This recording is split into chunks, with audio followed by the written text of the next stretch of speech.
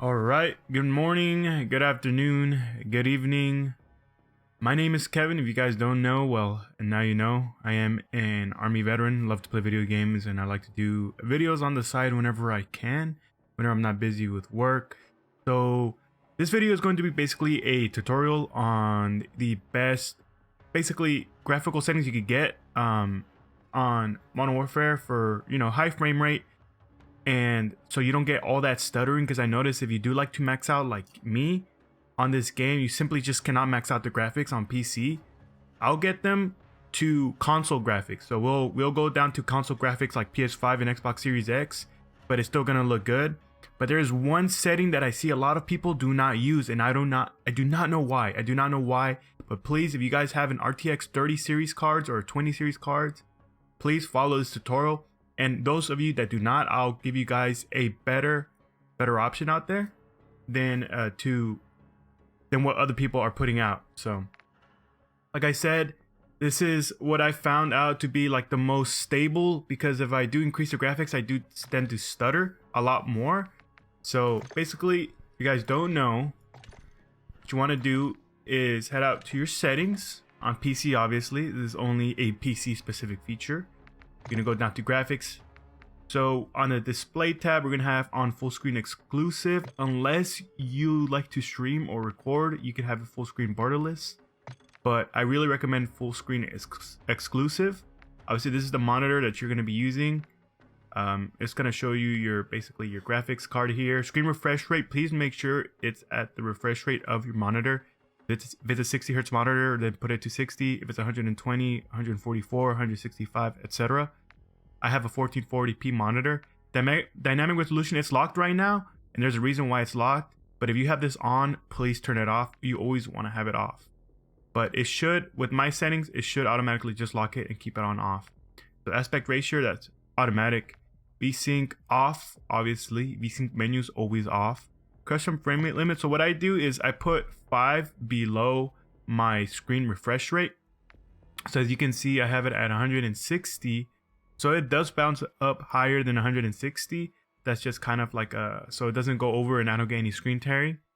And then menu custom frame rate limit, that's personal preference. You could have it maxed out if you want. I just have it at 60. It's not a big deal. I just, it's still smooth to me at 60 FPS, as you guys can see on the top left corner.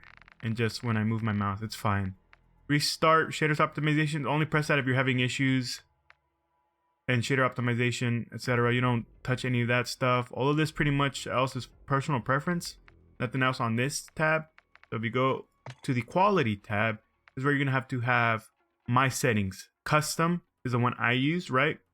Now you want to make sure your render resolution is at 1440p. It's always going to have to be at 1440p. It should automatically be set to your monitor resolution, but if not, you're gonna have to change it by changing upscaling. You might have to have it off and then put it at 100%. 100% means it's going to be to the resolution of your monitor. So anyways, here's my custom settings. Now, what I've seen a lot of people use is Fidelity FX Cast. Please, please, please. I do not know why people are using that one. Do not, I repeat, do not use Fidelity FX Cast. Please, please. Use NVIDIA DLSS if you have an RTX 20 series card or higher. I have an RTX 3080 like I mentioned. And if you have a 1440p monitor, you want to play on the quality mode. Because if you play on anything lower, it's going to look completely dog water. It's going to look bad. It's going to look bad. So if you have an RTX 30 series card or 20 series card, please play on NVIDIA DLSS. And always put the preset on quality. Please, the balance, performance, and ultra performance, that's only if you go like 4K.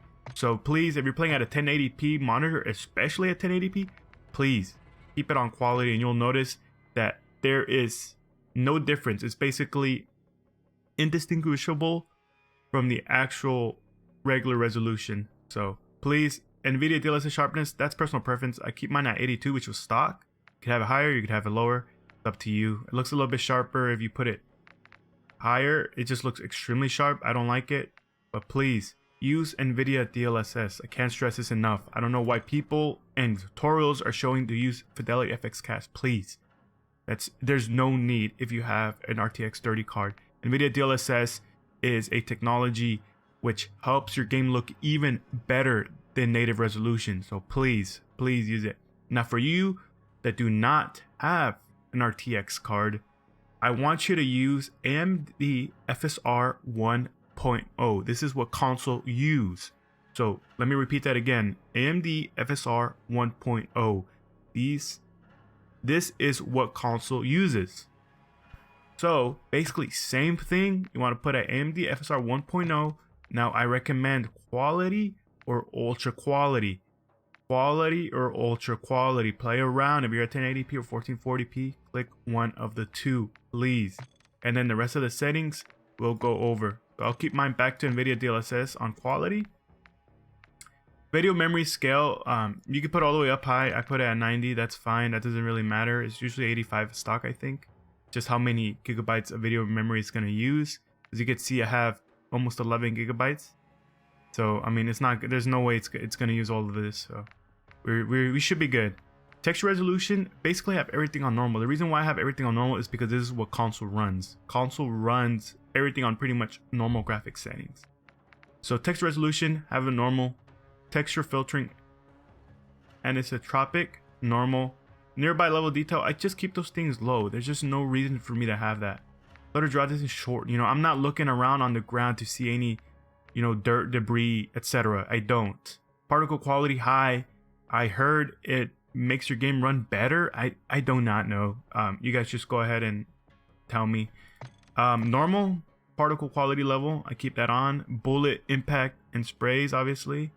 Shader quality will be medium.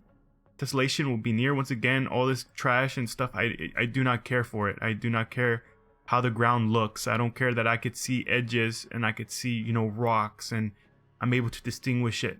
It's stupid. Just please. Tessellation, keep it near or off even, please. Terrain memory. So I'm not sure what this really is. I just keep it max. And on-demand texture streaming. Okay, now this is where if you have a good internet connection and you know you don't lag and you have your freaking router in your room and you're connected hardwired, keep it on.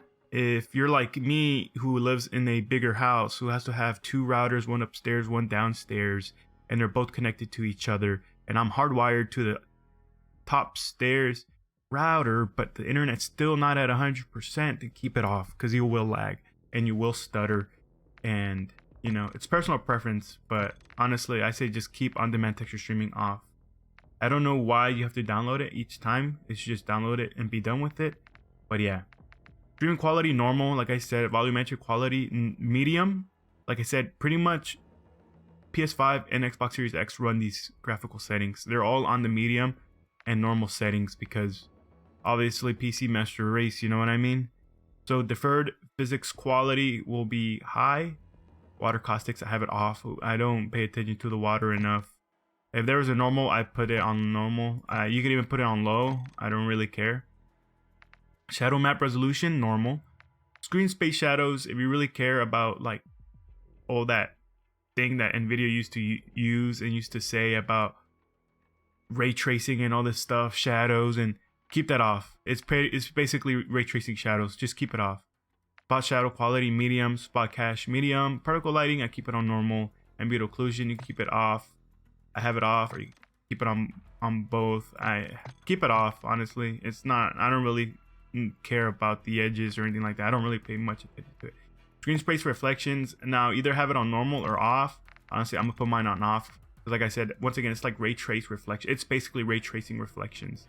I do not care. Static reflection quality. Like I said, it's personal preference. I have it on high. Weather grid volumes, keep it on normal. NVIDIA reflex low latency. Now, if you have a good GPU like me, I'll keep it on or boost.